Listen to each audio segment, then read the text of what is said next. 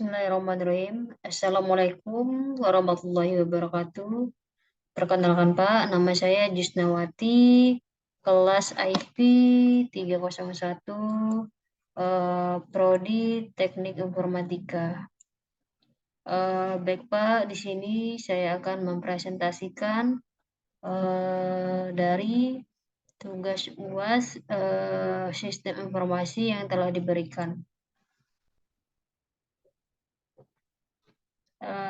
Yang pertama yaitu soal yang pertama, apa itu sistem operasi? Jelaskan fungsi dari sistem operasi. Nah, yang pertama, sistem operasi secara umum, sistem operasi adalah perangkat lunak pada lapisan pertama yang ditempatkan pada memori komputer pada saat komputer dinyalakan booting.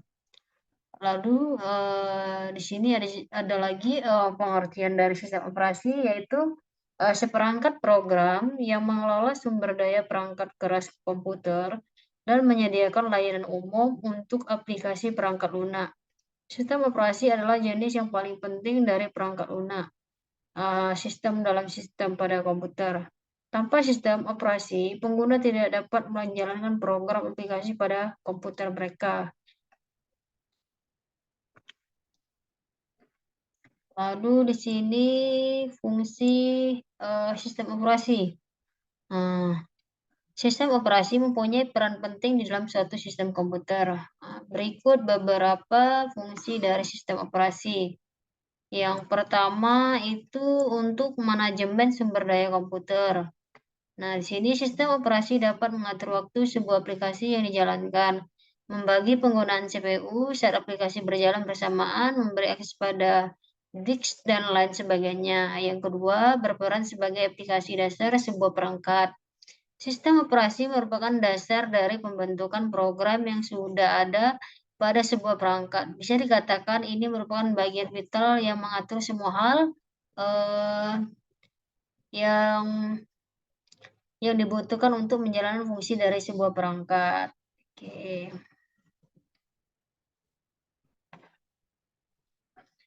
Yang ketiga, menghubungkan hardware. Sistem operasi berperan dalam mengkoordinasikan semua perangkat yang saling terhubung pada gadget dalam waktu yang bersamaan, seperti penyimpanan internal, mouse, speaker, dan CPU. Dalam hal ini, sistem operasi berperan sebagai jembatan yang menghubungkan perangkat keras dengan perangkat lunak. Kemudian, pada gilirannya akan menjalankan operasi dasar komputer. Nah, di sini ada yang keempat, fungsinya untuk mengoptimalkan fungsi sebuah perangkat.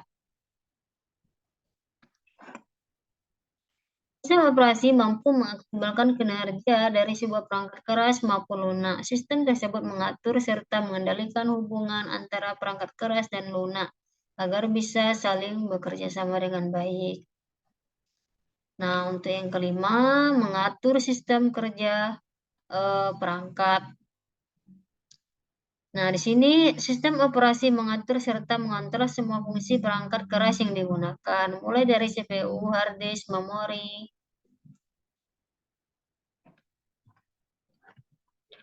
dan lain sebagainya. Tentunya dengan adanya sistem operasi, seluruh perangkat bisa saling bersinergi dan membentuk kesatuan untuk maksimalkan fungsi sebuah perangkat. Untuk soal yang nomor 2, di sini sebutkan karakteristik dari sistem operasi open source dan closed source. Nah, yang pertama, open source adalah perangkat lunak di mana kode program terbuka dan disediakan oleh pengembangannya secara umum agar dapat dipelajari, diubah atau dikembangkan lebih lanjut dan disebarluaskan. Jika ada pembuatan perangkat lunak yang tidak mengizinkan kode programnya diubah atau dimodifikasi, maka bukanlah disebut sebagai open source walaupun kode program dari perangkat lunak tersedia. Nah, di sini open source dipopulerkan tahun 1998. Sejarah perangkat lunak open source lahir sejak kultur hacker berkembang di laboratorium komputer di universitas Amerika seperti Stanford, Berkeley, Carnegie Mellon, dan MIT pada tahun 1960-an dan 1970-an. Sistem operasi open source dianggap menguntungkan, khususnya oleh para pengguna open source. Beberapa keuntungan dan kerugian dari open source, contohnya sistem operasi termasuk open source adalah Linux, Ubuntu, Red Hat, Madriva, CentOS, Fedora, Blackcone, OpenSUSE, ClearOS, OpenBSD, dan FreeBSD, OpenSolaris, dan Solaris Android. Oke. Nah, yang kedua di sini ada closed source. Closed source adalah sistem operasi yang kodenya tidak dibuka untuk umum. Pemilik kode yang closed source bisa membagi source kodenya melalui lisensi dengan gratis maupun membayar.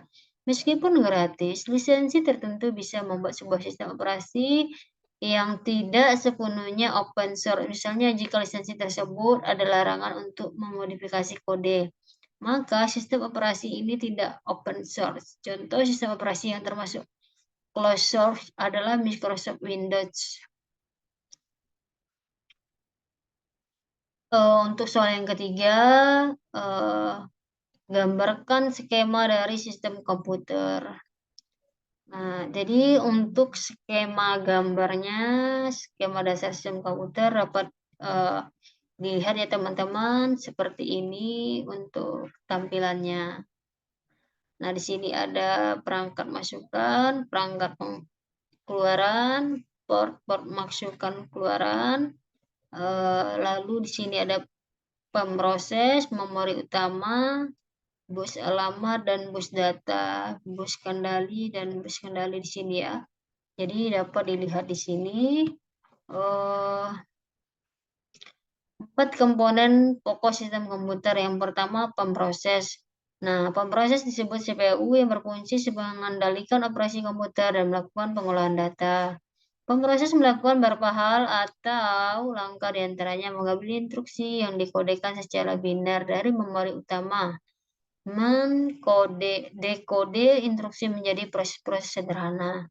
Melaksanakan proses-proses tersebut, pemroses terdiri dari 3 komponen, yaitu CU atau Control Unit, berfungsi mengendalikan operasi yang dilaksanakan sistem komputer.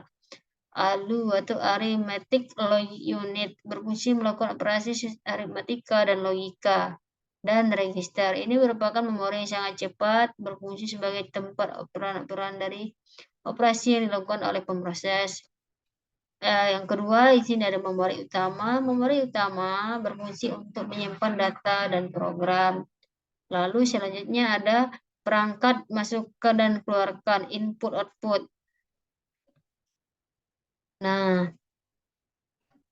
jadi perangkat masukkan atau keluaran digunakan sistem komputer untuk berinteraksi dengan lingkungan luar, baik ke pemakai ataupun lingkungan secara umum.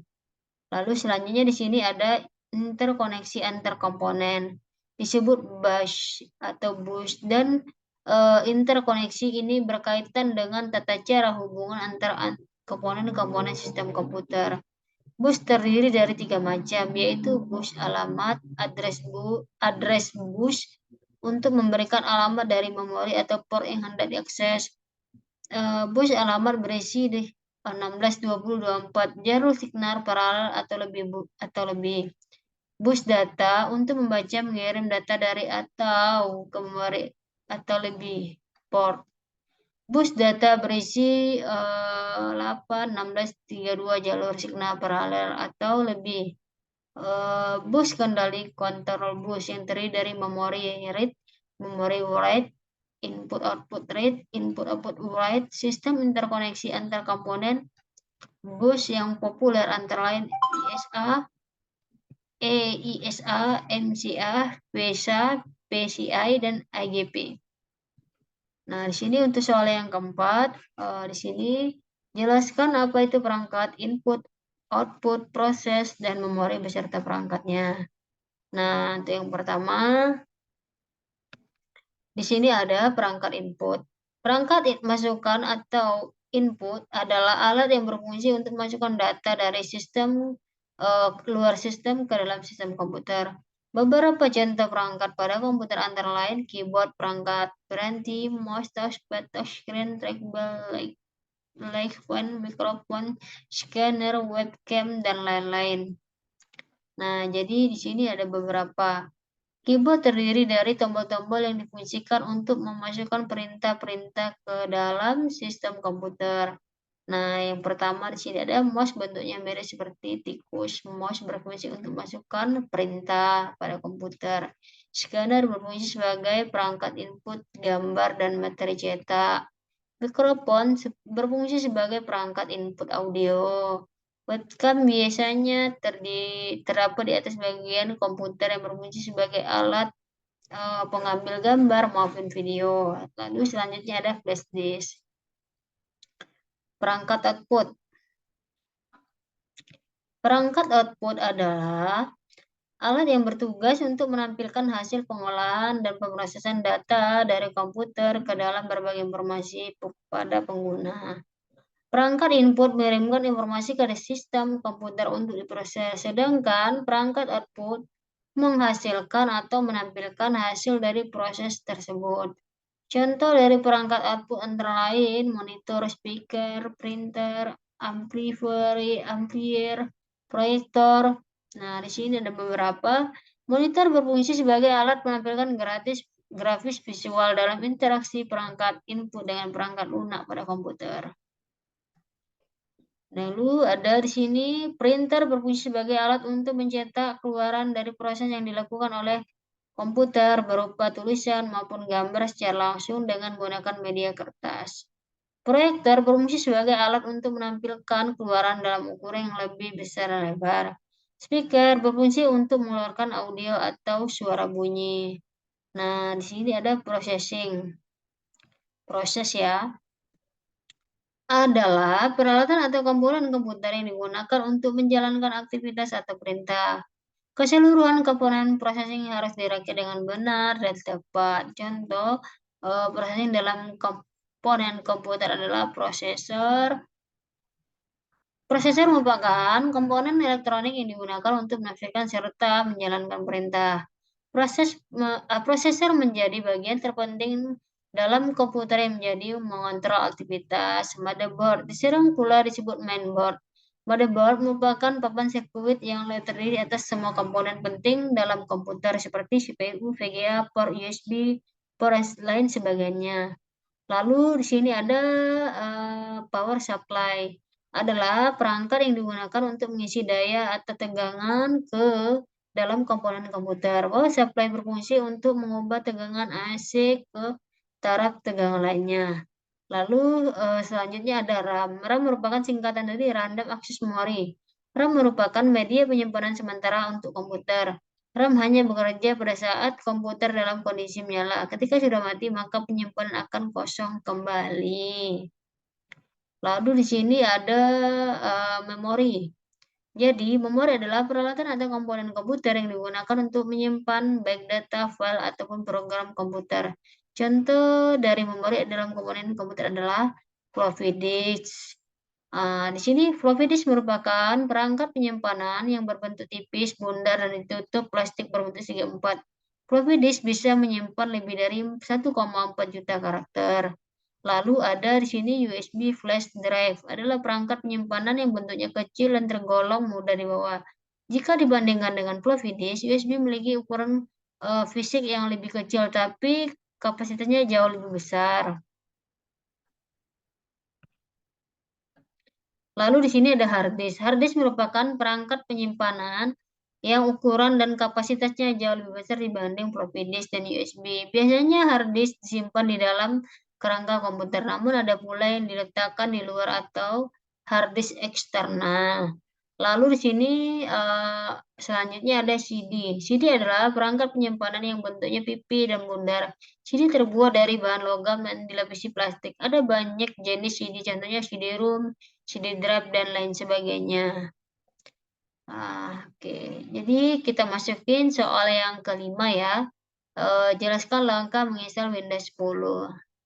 Nah, Ini tata cara untuk penginstalan dari Microsoft Windows 10 ya. Bukan Microsoft ya, maaf ya, Windows 10 ya. Pertama, masukkan media installer Windows 10 yang akan kita gunakan. Bisa menggunakan flash disk atau DVD. Jadi tampilannya akan seperti ini ya, teman-teman. Dapat dilihat pada gambar. Setelah itu, nyalakan komputer, lalu masuk dulu ke BIOS untuk mengatur freeze booting. Caranya, ketika komputer baru menyala, tekan tombol F2 atau beberapa komputer ada yang menggunakan tombol Del. Untuk masuk ke BIOS, sesuaikan saja. Setelah disetting freeze bootnya, tekan F10 save and restart. Komputer akan booting melalui media installer Windows 10. Dan jika muncul perintah press any key to boot from CD or DVD, tekan langsung sembarangan tombol. Jangan sampai terlambat, nanti proses akan segera dilanjutkan. Untuk proses yang kedua, pilih bahasanya atau pilih language to install. Di sini ada tab and currency format and keyboard or input method. Jika sudah, klik next. Jadi tampilannya dapat kita lihat ya teman-teman seperti ini tampilannya. Lalu untuk langkah selanjutnya, klik install now. Seperti ini ya, seperti pada gambar. Jadi teman-teman dapat lihat pada gambar. Lalu yang keempat, setup is starting. Tunggu prosesnya sampai berlanjut pada tahap berikutnya. Selanjutnya, langkah yang kelima, masukkan serial number yang kita miliki. Jika kalian tidak mempunyainya, klik skip saja. Tampak pada tampilan gambar seperti ini ya teman-teman. Untuk langkah keenam, pada bagian ini kalian bisa menyesuaikan Windows 10 yang akan kalian install. Sesuaikan dengan pilihan atau kebutuhan kalian masing-masing. Jika sudah, klik next ya.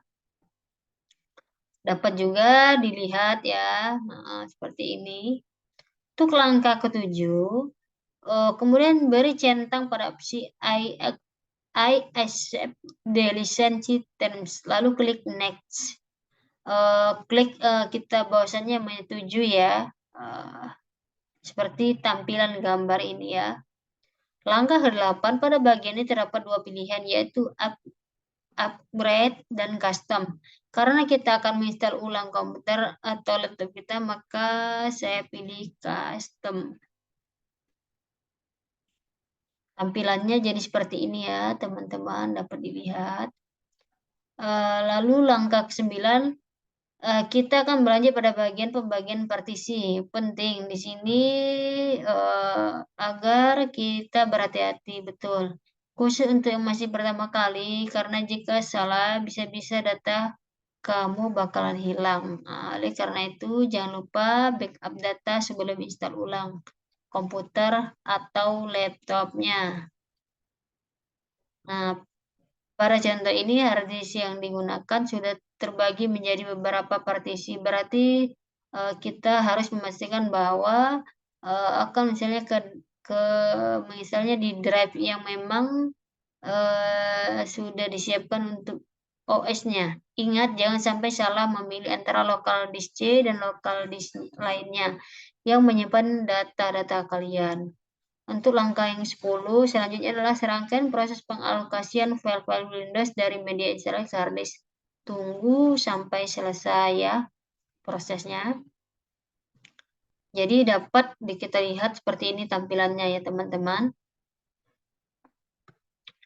Untuk langkah yang ke-11 yaitu nanti komputer akan minta merestart sendiri. Klik saja restart now ya. Seperti ini. Tampilannya seperti ini. Oke. Jika komputer sudah restart, kita bisa keluarkan atau mencabut media installer dari komputer. Lalu tunggu semua prosesnya sampai benar-benar selesai. Dalam proses ini, komputer mungkin akan beberapa kali restart. Biarkan saja. Komputer sedang menyesuaikan sistem dengan hardware yang ada. Tunggu sampai muncul jendela yang seperti di bawah ini ya. Langkah ke-12. Nah, hampir selesai, tinggal step menuju desktop Windows 10. Kemudian masukkan serial number jika diminta. Jika belum punya, klik saja do this later atau lain kali gitu ya. Oke, tampilannya seperti ini, teman-teman dapat lihat. Oke ya. Untuk langkah yang ke-13, pilih I on it, kemudian klik next ya. Jadi tampilannya dapat dilihat seperti ini.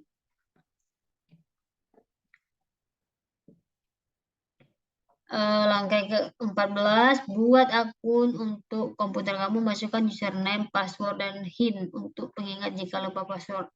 Jangan sampai karena lupa dan harus format data ya. Jika sudah, klik next. Oke, tampilannya dapat dilihat seperti ini. Langkah ke-15, tunggu prosesnya sebentar, tidak lama, kemudian aku akan masuk ke desktop Windows 10. Oke, tampilannya seperti ini. Oke, ya.